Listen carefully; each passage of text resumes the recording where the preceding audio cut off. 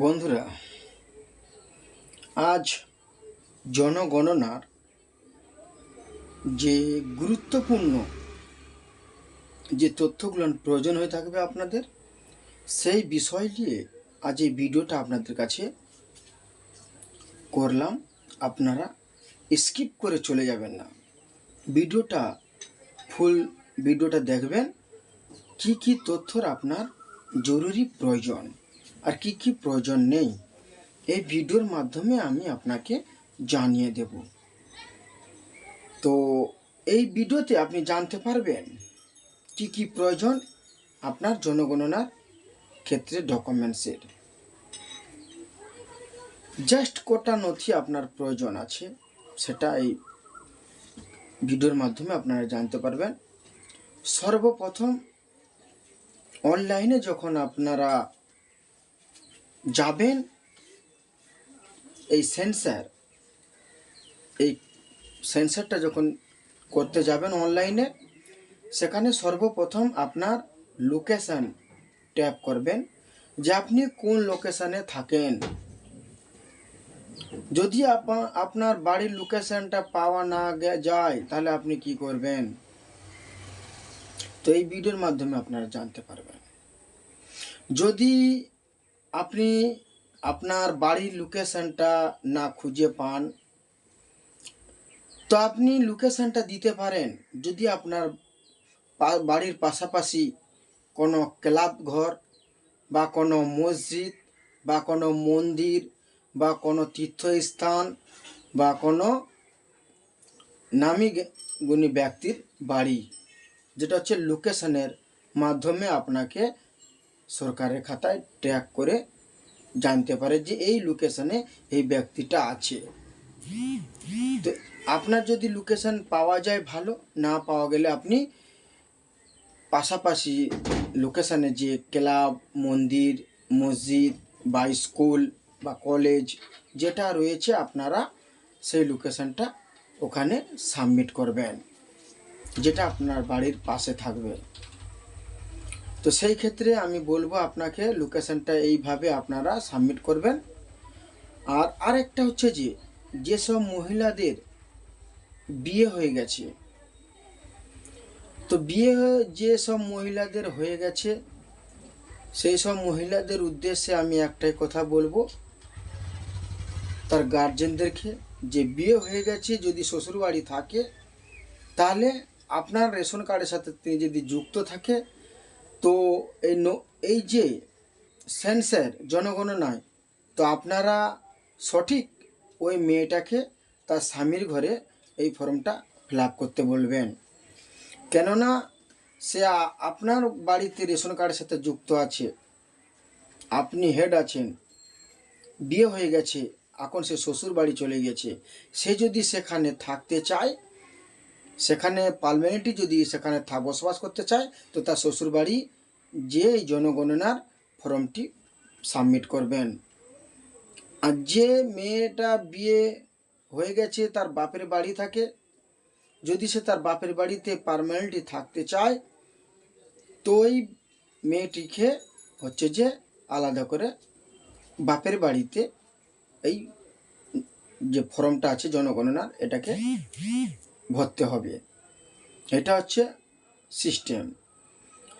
আর একটা হচ্ছে যে বলে থাকে যে বাড়িতে কজন দম্পতি থাকে। দম্পতির মানে যে স্বামী স্ত্রী, এই দুজনকে বলা হয় দম্পতি। এখানে তাদের বাড়ির মেয়ে বি আসবে না, তাদের বাড়ির মা বাবা বি যোগ হবে না। দম্পতি কজন থাকে, স্বামী স্ত্রী থাকলে দুজন। এটা হচ্ছে যে সিস্টেম আলাদা। তাহলে যারা বিধবা হয়ে গেছে, যাদের বার্ধক্য ভাতা পায়, তাদের বি হবে।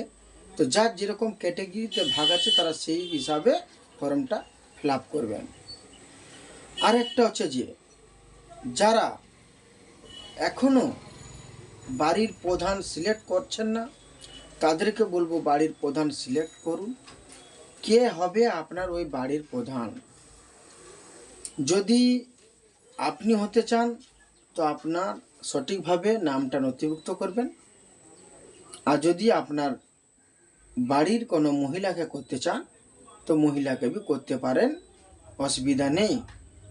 বাড়ির প্রধান ছেলে হলে भी হতে পারে, সে যদি চায় তার বাবাকে করতে পারে, সে যদি চায় তাদের বাড়ির কোনো মহিলাকে দিয়ে করতে পারে, কোনো অসুবিধা হবে না বাড়ির প্রধানের ক্ষেত্রে। আর একটা, আপনার বাড়িতে যে মোবাইলটা ইউজ করে থাকেন ওই মোবাইলের নাম্বারটা অনিবার্য ওখানে যোগ করবেন। আর ওই মোবাইলে যে ইমেল আইডিটা আছে, যে ইমেলটা দিয়ে আপনি মোবাইল চালাচ্ছেন ওখানে ইমেল আইডি চেয়ে বসবে, তো আপনি ইমেল আইডি ওখানে দিবেন।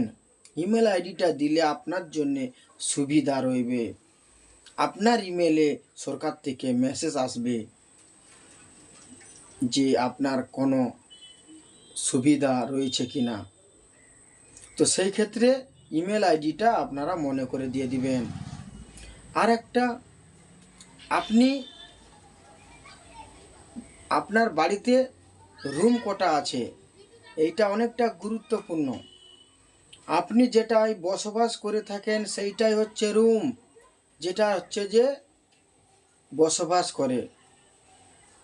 কিছু ক্ষেত্রে দেখা যাচ্ছে কারুর একটা রুমের ভিতরে রান্নাশাল করা আছে, সেখানে भी বসবাস করে, তো রান্নাশালটা রুমের সাথে গণনা হবে না।